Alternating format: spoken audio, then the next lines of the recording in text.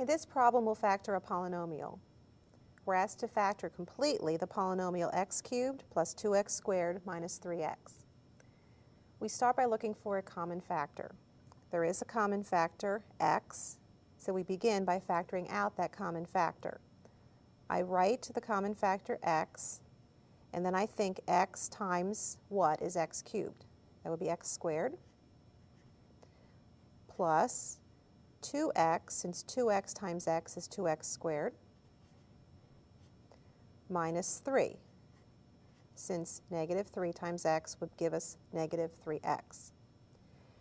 Now I look at what I have inside the parentheses. I have a trinomial. Can that be factored? Well, I can try to factor it using a trial and error approach. I start with, since my first term is x squared, if it factors into two binomials. Each of them have an x as the first term.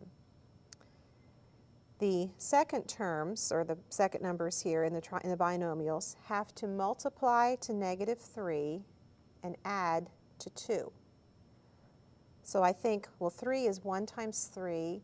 Negative 3 would be 1 times negative 3.